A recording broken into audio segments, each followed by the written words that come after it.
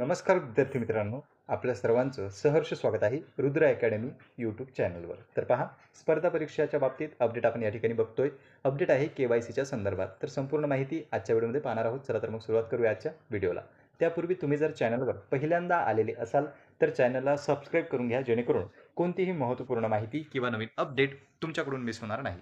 आता पहा मित्रांनो, इथे काय झालेलं आहे, MPSCच्या विद्यार्थ्यांसाठी KYC प्रक्रिया बंधनकारक, म्हणजे आता बंधनकारक केलेलं आहे आणि सक्तीचे केलेलं आहे. काय? KYC. तर KYC म्हणजे नेमकं काय?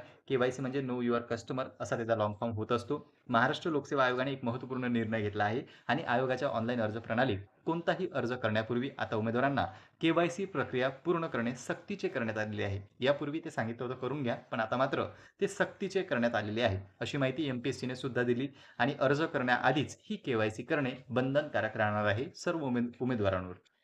म्हणजे आता ज्या उमेदवारांना MPSCचा भविष्यात फॉर्म भरायचा आहे त्यांना ही KYC करणं अत्यंत गरजेचे झालेले आहे, कारण की ती आता सक्तीची झालेली आपल्याला दिसते.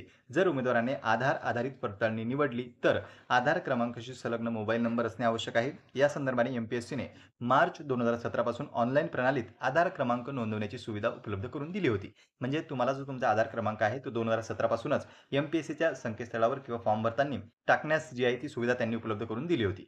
ही प्रणाली लागू केल्यामुळे उमेदवारांची ओळख अचूकरित्या प्रमाणीकरण करता येणार असून फसवणूक आणि चुकीच्या माहितीला आळा बसू शकतो. दुसरं म्हणजे असं की विशिष्ट ओळख प्राधिकरण आणि राज्य शासनाने MPSCला अधिकृत मान्यता दिली असून आता भरती प्रक्रिया आणि स्पर्धा परीक्षा यांच्या विविध टप्प्यावर आधार प्रमाणीकरण वापरता येणार आहे. आता हे कोणकोणत्या पद्धतीने करता येईल? आता तुम्हाला हे तर कळालं की ते बंधनकारक झालेलं आहे. का बंधनकारक झालं? भविष्यात तुम्हाला अर्ज करायचा असेल MPSCसाठी तर ते आता सक्तीचे करण्यात आलेले आहे. पण नेमकं कोणत्या मार्गाने आपण KYC करू शकतो? तर इथे पहा, त्यांनी सांगितलंय अर्ज करण्याआधीच ही करणे बंधनकारक आहे. तर 4 मार्ग इथे आपल्याला दिसतात. एक म्हणजे पहा, आधार ऑनलाईन ई-KYC या पद्धतीने तुम्ही करू शकता. 4 पर्याय आहेत तुमच्याकडे की कोणत्या पद्धतीने करायचं. तर आधार ऑनलाईन ई-KYCद्वारे तुम्ही ही KYC कंप्लीट करू शकता. दुसरं म्हणजे आधार ऑफलाईन पेपरलेस, की जिथे पेपरची आवश्यकता नाहीये, पेपरलेस डिजिटल माध्यमातून सुद्धा तुम्ही ही KYC कंप्लीट करू शकता. तिसरा मार्ग आहे आधार ऑफलाईन पेपर आधारित, म्हणजे एक आहे पेपरलेस डिजिटल माध्यमातून, दुसरं आहे ऑफलाईन पेपर आधारित माध्यमातून. इथेही तुम्ही KYC कंप्लीट करू शकता. आणि चौथा पर्याय आहे नॉन आधार ऑफलाईन KYC, म्हणजे ज्या विद्यार्थ्यांकडे आधार नाही आहे किंवा काही कारणास्तव त्यांना जे आधार त्यांचा आहे काही प्रॉब्लेम आलेला असेल तर त्यांच्यासाठी नॉन आधार ऑफलाईन KYC पर्यायसुद्धा उपलब्ध आहेत. पण सर्वात वरचा जर पर्याय तुम्ही निवडला आधार ऑनलाईन ई-KYC तर त्याद्वारे तुम्ही इझिली तुमची KYC कंप्लीट करू शकता. त्यासाठी तुम्हाला काय आवश्यक आहे?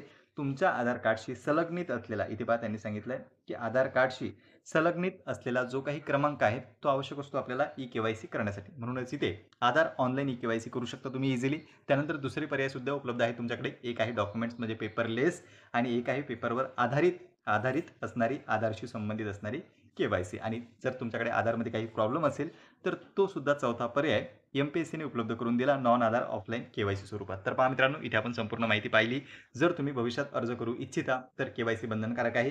त्यामुळे लवकरात लवकर तुमची KYC करून घ्या आणि आगामी काळातील ज्या काही जाहिराती येणार आहे, मग गट ब असो, गट क असो किंवा येणाऱ्या काही परीक्षा असो, तर या सर्वांची माहिती तुम्हाला आपल्या चॅनलच्या माध्यमातून मिळत राहील. त्यामुळे तुम्ही चॅनलला देखील सबस्क्राईब करून ठेवा. पुन्हा भेटूया अशीच एका माहितीपूर्ण व्हिडिओमध्ये. नमस्कार.